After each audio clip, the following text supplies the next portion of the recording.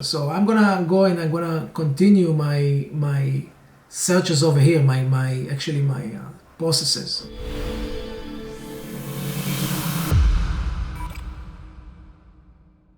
Okay, we already imported the auction. We updated the auction a couple of times. We imported the BCPA data. It's the property appraisal. Okay, just say anybody is not clear for him. That's the property appraisal. Search subdivision sales, the part of the comps with the MLS. Another point of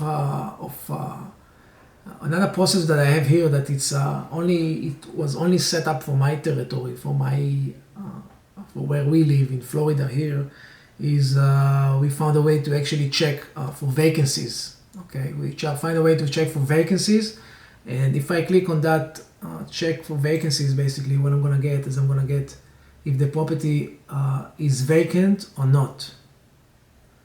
And that uses a matrix that we developed in connection with the data that we cross-reference. And it gives us, I would say, 90% accuracy of properties that are power is on or power is off, we call it here. And we know that those properties are vacant. And that gives us a huge advantage over our competition, because we know we can get possession to a property quicker, and we can actually go and see the property, and sometimes window is open and things like that. No, that you never trespass. I'm not suggesting that, but you can see a property when it's vacant. You can ask the neighbor, and you can sometimes when it's vacant, it's even listed. So you can find out with the listing agent and look at the property. That's gonna be a great idea. A great idea would be to call these people over here. Right? If I know this property is vacant, I would just give the realtor a call here for my report. Right? It's expired also. And I'm gonna ask them, okay, hey, why was this property, why wasn't it sold? Okay, what's the condition? It says owner occupied. Is it still occupied? Is it vacant? Then you can confirm the information over here. And this can be maybe a much better opportunity. Right? If it's vacant, great condition, you know the information about it. Okay, maybe you already checked the comps and you see there is no active listings. You're gonna be the only one in the neighborhood. That's gonna be great. Why don't you put your bid? Why do you put 70% bid or 60% bid, whatever you're comfortable with? But the thing is that you know that you can get possession quicker than buying a property when somebody is living inside. And again, time is always very important. And if you can filter it even further, okay, what you're focusing on, okay, obviously you can save your time and you can focus really on the one that you're gonna buy eventually. And that's the idea here, is to filter it to a level when you can say, okay, these 5 to 10 properties today, I really want them. They're really great. I checked that they are vacant. They're great condition. Not a lot of money is owed to the HOA. Those are the property I'm looking at. Maybe you even went and look at them, or maybe you have somebody in the field that goes and check properties, and you can give him a call and say, go to that property. I want to place a bid. I already checked everything.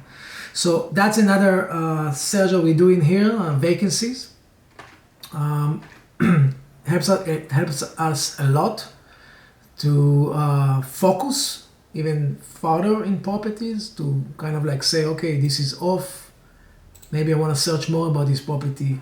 I want to get deeper in my searches, okay? I want to get deeper in the properties that are vacant, okay? Because there is something that I can do with that. Maybe I can renovate it within a month, and already I can be in the market within a month versus trying to evict a homeowner and trying to renovate it, and it's going to take me 3 to 4 months. So always time is very, very important, because you have carrying cost. When you own a property, when you get title to it, you are obligated. You are starting to, it's a liability basically, until you turn it into an asset. And it's a key point to understand in real estate investing. I emphasize it sounds basic, okay?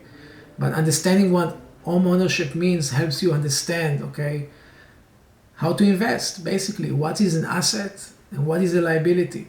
Okay, when you have title on a property that you already bought at the auction, okay, and somebody is inside, or you cannot really market it, you cannot put it in the market for sale, up to that point it's a liability, okay?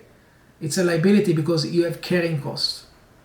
every day that you own this property under your name, under your title, you are starting to pay money for it. So if you have to evict somebody for 2 or 3 months, okay, guess what?